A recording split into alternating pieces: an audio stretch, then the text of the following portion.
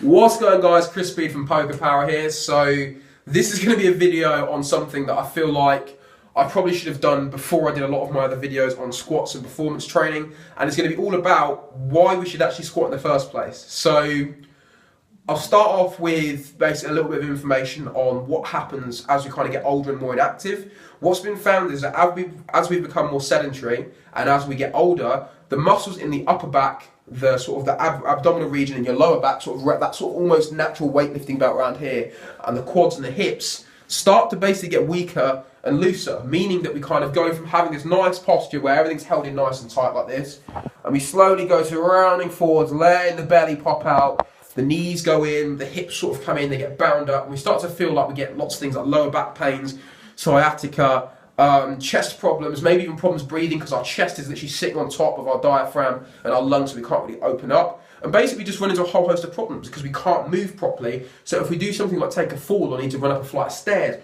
or need to bend down to pick something up, we're more likely to not only hurt ourselves doing those things, but probably not be able to do those things at all. I mean, I've seen quite a few people my age, and I'm only 23, who literally struggle to get down onto the floor and sit cross-legged, or get down onto the floor and pick something up again without making a massive song and dance about it. And that's not good. So the reason I feel like a squat is appropriate to fix these problems is because the muscles in the upper back, the abs, the lower back, the glutes and the quads and the hamstrings are not only mobilized when you squat, they're strengthened if you squat to proper depth. And if you can't do a squat, it means we can use it as a screen. So if you squat down and your lower back rounds over, it means we can sort of detect from the squat what muscles are weak, what's tight, what needs to be strengthened, what needs to be loosened. If you struggle with pushing your knees out when you squat, it means we can see the groins tight, so we can loosen that off. It works as a great screening tool for when people come in or when you're squatting yourself and you're trying to get fitter and healthier and become more mobile. But it also works as a great tool just to strengthen your body so you can go about your daily life and have a higher quality of life.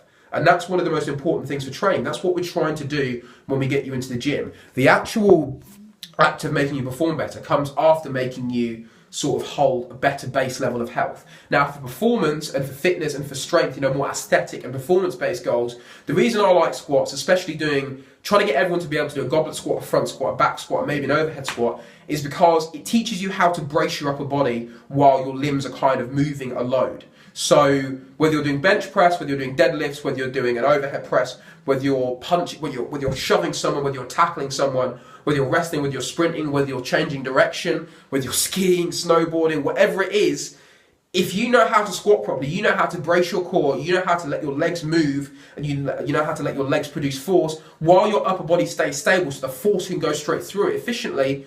It means that you're going to be able to do all those other things so much easier. I find that if you teach someone to squat well first, it's easier to teach them how to bench. It's easier to teach them how to overhead press. It's easier to teach them how to row. It's even easier to teach them how to do fucking pull-ups and lunges, because that movement has given them no choice but to do things properly.